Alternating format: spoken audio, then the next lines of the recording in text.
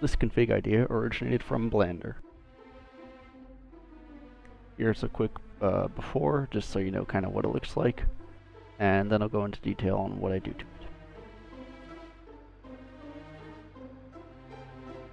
Starting off with our engine, drivetrain, and running gear, the kind of stuff that influences performance the most.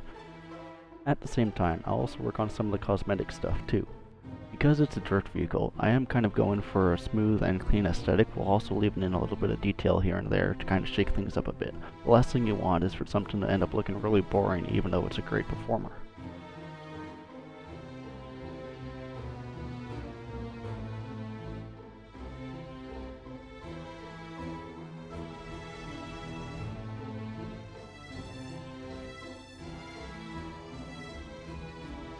So here's kind of the first pan around of what I'd call stage 1 of tuning. It gives you kind of a quick view of how things are going, how everything fits together, and if kind of anything you want to change. I noticed right away that I forgot to change the early fascia to the standard one. Standard one is a bit smoother, so it can complete that clean and smooth aesthetic. I also decided to change a few other small details, such as the rear tire cover and wheels, to kind of give it a bit more complete look. I know I haven't touched the color at all yet, but I'll get to that soon.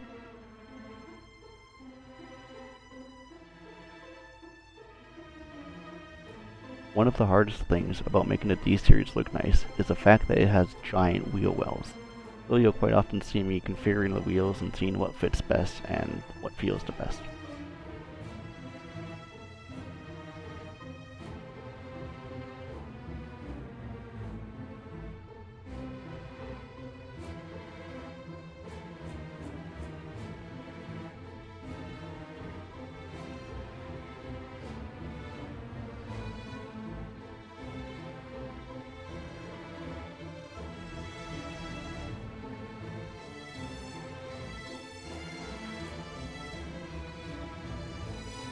So here's another quick pan around. This time it's looking a lot more finished and quite a bit different than it did originally. Because I'm mostly done changing the performance parts, I can actually go ahead and give it a test drive to kind of see how it feels at the moment.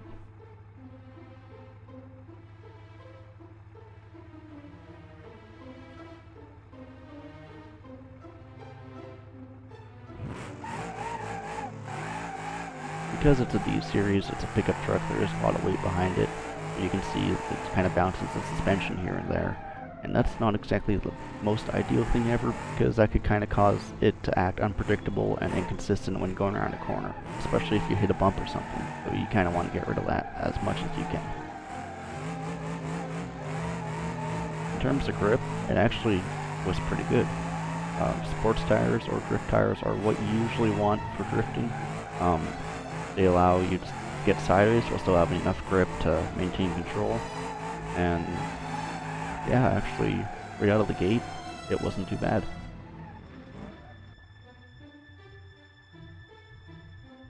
So here I am just kind of doing some finer adjustments with the suspension and steering alignment.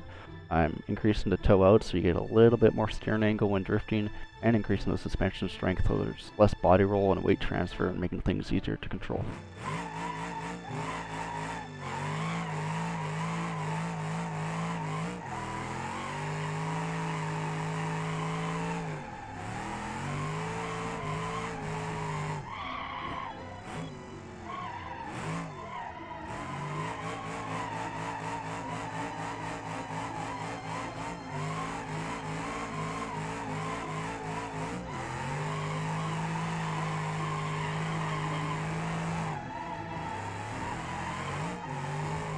So after all of that, you can see there's much less body roll, still a little bit here and there, but it's much better than it was, and overall it's just a lot easier to drive.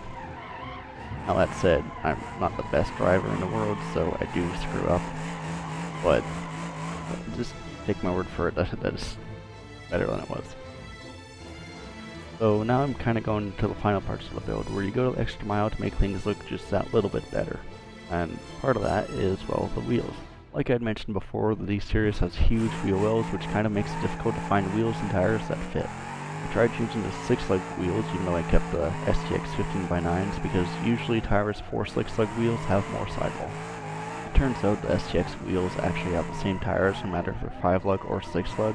I tried using the radial TAs but they didn't have enough grip, so I decided to look for other wheel alternatives.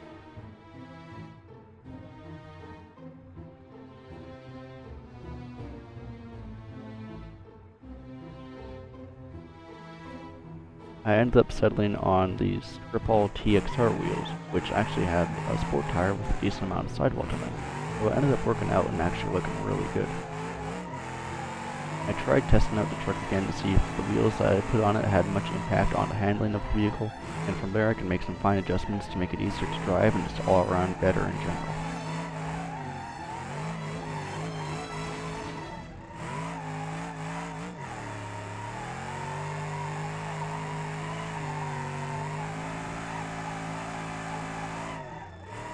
Don't mind me spinning out here, that's, you know.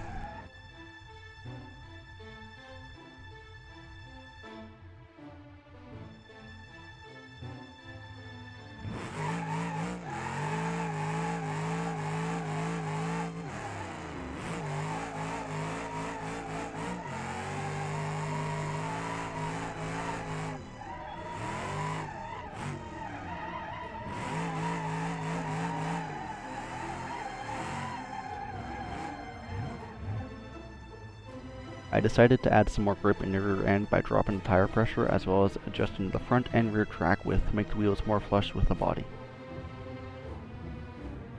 I also realized the engine was lacking power on the top end, and that's when I found out I still had the early intake equipped, so I changed that out for the race intake and that solved that problem. I could have maybe adjusted one or two things here and there to get it really dialed in, but I was happy with how it was and decided to just drive it around a bit more.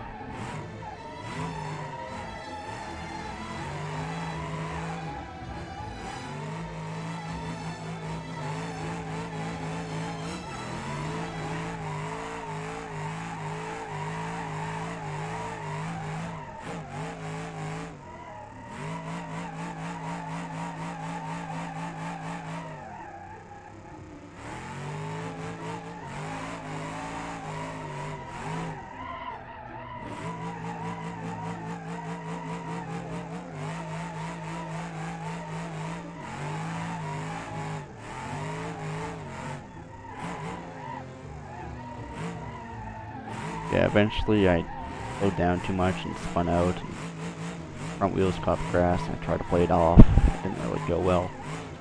But that's when I realized this would be the perfect opportunity to take a picture of it.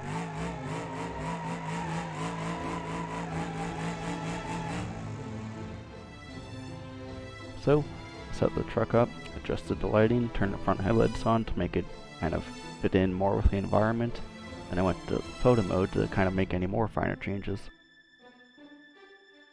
And I'll be honest, I haven't really used the new photo mode a whole lot. It is great and much better than it used to be, but you can see here, most of it was just me changing the sliders to see what they do. Once I had figured out what I like, I set it all up, and before I show you the final product, which I mean you can kind of already see here, let's do a quick before and after. So, here's before, and here's after.